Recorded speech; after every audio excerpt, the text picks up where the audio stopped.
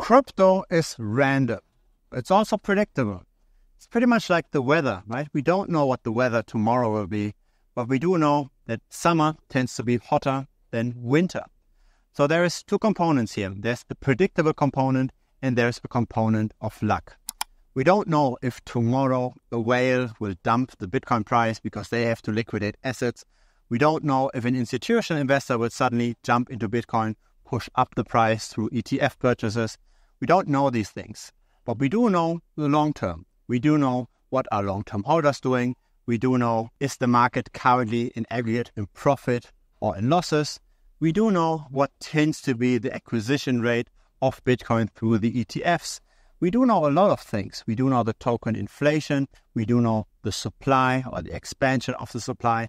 We have a lot of data and we can thus derive the long term. We can see, are we currently in the winter? Are we currently in the summer? We do know, are people currently getting hyped about Bitcoin, right? There's all kinds of social metrics. You can compare this over the cycles.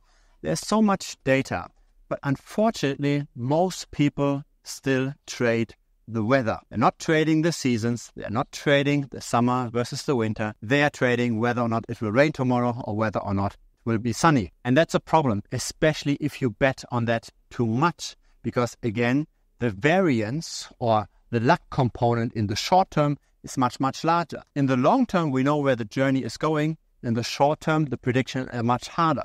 And so that means, unfortunately, it does not make sense to put in too much risk in the short term. So many people use leverage on the short term, right? They borrow money, they use 3-4x leverage to bet on the Bitcoin price or on any crypto price. Unfortunately, the short term cannot be predicted that well. Here's the problem with crypto YouTube. People promoting becoming degen or buying 100x coins. That's what gives clicks, but that's not what's going to bring you forward. I refuse to take money from centralized exchanges. I refuse to take money from crypto projects. I refuse to pump and dump a coin and filling up my pockets in the background. I don't do any of this. Instead, I share my knowledge in the form of tutorials in the premium membership. So that's content that won't do well on YouTube, but that builds up skill over time. You can also directly contact me over there. You can directly pick my brain. Feel free to check it out. TheBitcoinStrategy.com is the link. So in other words, if you wanted to get more exposure to crypto, if you wanted to simply make more gains, instead of taking on short-term 3x leverage, maybe you want to align your certain predictions more with leverage.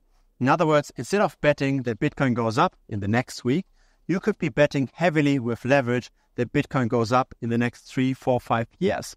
So what you could do in theory, if you are risk tolerant, right? If you're the guy that tends to do these 3, 4, 5x leverage bets, you could simply take out a personal loan, take that money from traditional finance, from the bank, put this into Bitcoin and let that rest for 4 or 5 years. That is a very interesting bet. Because on the one hand, of course, it's risky, you have a loan, but on the other hand, you have this backed by a prediction that seems to be relatively likely to have a positive outcome.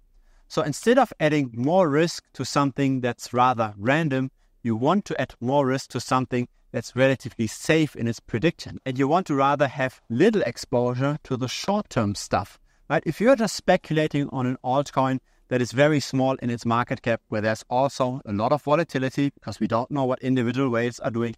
If we don't really know that, then instead of betting half of our portfolio on an altcoin, do small bets, right? Because the upside might be massive. So you're simply doing those asymmetric bets. Most of those bets might not work out, but the few that do, they make the multiple X returns. So you don't have to bet too much. You don't have to borrow money to put this all in Dogecoin.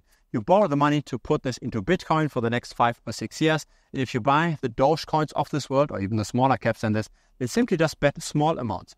Have somewhat of a risk-adjusted portfolio. Risky bets with a large luck component need to have small amounts. Not so risky bets, where the luck component is much smaller, can be levered up, and it still might make sense. With all of that leverage, of course, it also makes sense to think about your other assets, right? Diversification is key. Not necessarily diversification within crypto, but diversification across the board, right? That you have a bit of stocks, maybe a bit of precious metals, maybe a property.